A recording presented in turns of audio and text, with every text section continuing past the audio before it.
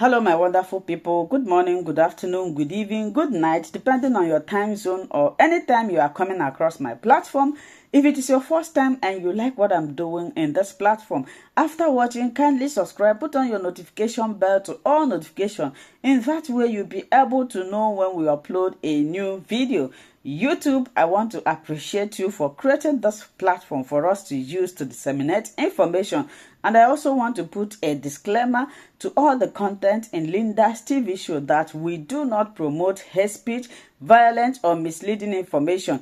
Linda's TV show is here to inform, educate the members of the public. We do not instigate war. I don't like war. I don't like violence. I don't like misleading information. So you will never see me promoting those things here. Please take note.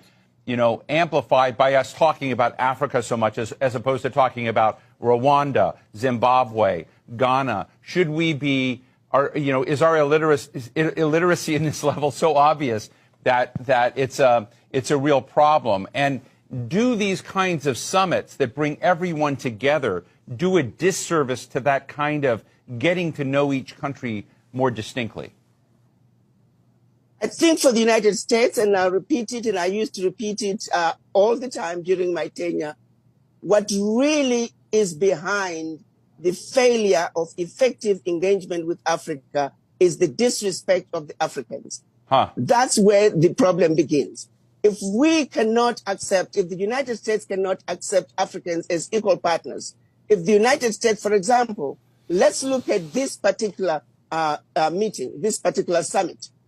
There was no defined agenda. There has never been defined agendas whenever they meet with African countries as individual countries. It's always the United States setting the agenda, the United States setting the policies, and the United States telling the Africans about the policies. That is no way to have any meaningful engagement. If you take, for example, the FOCAC meeting that was held between China and the African heads of state, way in advance, the issues were clearly defined. The agenda was going to focus on trade. It was going to focus on aid. It was going to focus on investments. The African heads of states were engaged in the discussion, in the planning. The outcomes were clearly defined with a way forward in terms of follow-up.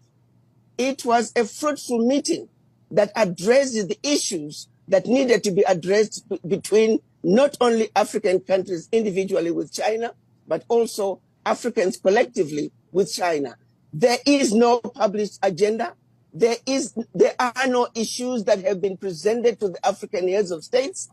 Africans have not been asked to engage in terms of creating the agenda and making sure that when the African heads of states come to Washington, the outcomes, the issues to be discussed are going to be meaningful outcomes with follow-up and deliverables that are going to be beneficial to both.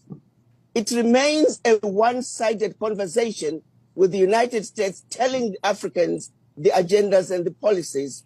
The Africans are not on the table to discuss issues pertaining to us, wherein lies the problem. And the reason that continues to be the case, what underscores that is the disrespect for Africans. I repeated it. I complained about it repeatedly. It is a serious problem. The United States must understand that Africans are not going to take it anymore. If you don't treat the Africans fairly, the United States is going to see itself slowly losing ground to China, to Russia, to all other nations, because without respecting the Africans, without treating the Africans as equal, without understanding that exploitation and abuse of Africa simply cannot continue. This meeting, this summit, is going to be yet another gathering with no outcomes, no deliverables until the next summit. I'm sorry, but the disrespect of the Africans is at the bottom of it all. Agenda for this meeting should have been set out in advance. Africans should have been involved. Without the involvement of the Africans in these discussions, this is a useless. I'm sorry, but that is the fact. No, I am very grateful for your candor, and it sounds to me, I think there was a lot of criticism of the last summit like this under President Obama, that there was like no follow through. And, it's one of the big questions I'm asking is, how do you make a Big Bang summit where everyone comes over? It's like checking off the box and say, okay, we've done Africa, now we can move on to other things. How do you make that something that's a more sustainable and a more continuous engagement of the United States with Africa? And what I'm hearing from you is, frankly, a lot of disappointment and a lot of pessimism about what may come out of this summit. Well, the point of the matter is already nothing is going to come out of it because it is a one-sided conversation. Right. Where is the agenda? The agenda should have been published way in advance. The African leaders should have been given an opportunity to also state their position so they can come up with an African position that can then be discussed alongside the American position. So the fact that it is a one-sided conversation that is yet going to be another useless meeting with no outcomes. But again, I'm going to keep emphasizing the reason this is happening is because there is a disrespect for the Africans. There is a general feeling that we don't need to hear from the Africans. Their opinions do not matter. That wherein lies the problem. Why were the Africans not consulted? Why were the Africans not part of an agenda? Why was there not even an agenda like what happened during the FOCAC meeting with China? Those are some basic issues. No head of state. President Biden would not pick up and go to meet with any other leader in the world without an agenda. That simply doesn't happen. Right. So what makes the U.S. think that they can engage African leaders without an agenda? Come to Washington, let me tell you what I want to do for you. Come to Washington, let me tell you what you need to do in your country. That game is an old game. Right. It's not going to work anymore. To be honest with you, if I'm to speak the truth, I hope a lot of heads of states don't come because it is an insult. It is an abuse of the African leaders. It's a disrespect of the African leaders. Where is the agenda? Please respect the African leaders. Do unto them what you would want done unto you. So it's really a simple ask. Let me ask you a question. You mentioned China and how China approaches this. I'm interested in what China gets so right. But is there a blind spot there? Are there problems in the China-Africa relationship from your perspective?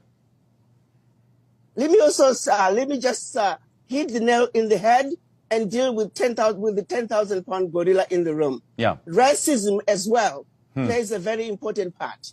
The disrespect of the Africans also goes back to a lot of the people who work in the U.S. government, not all of them, but there's a significant of them who automatically assume that Africans do not know what they're doing. Africans need help. Africans need to be told what to do. And racism is also at the bottom of it all. We need to address the individuals who are going to be visiting Africa, engaging Africa. They must understand that Africans are equal to them. But when one goes to Africa with a sense of superiority, wherein lies the problem, because you are not going to engage those leaders who are going to come to the table as equals. You go in feeling superior, you come back feeling superior. That is not an issue with the Chinese. The Chinese are coming in. The Chinese, yes, if you don't negotiate with them and they win the game, then that's your fault. But they don't come in feeling superior. They understand that Africa has something they need. So they will come to the Africans. They will come and make sure that they let the Africans know that you matter to us, that our relationship with you does matter, that you don't get that feeling with the United States. Hello, my wonderful people. As we have finished watching this interesting video, please, I want to see your comment, your contribution, your opinion in the comment section. Like I said earlier, let us do it constructively. Tell me what you think about this video that you have just watched, and also about the platform. If you haven't subscribed, what are you waiting for? Please remember to subscribe, put on your notification bell, share this video, and remain blessed.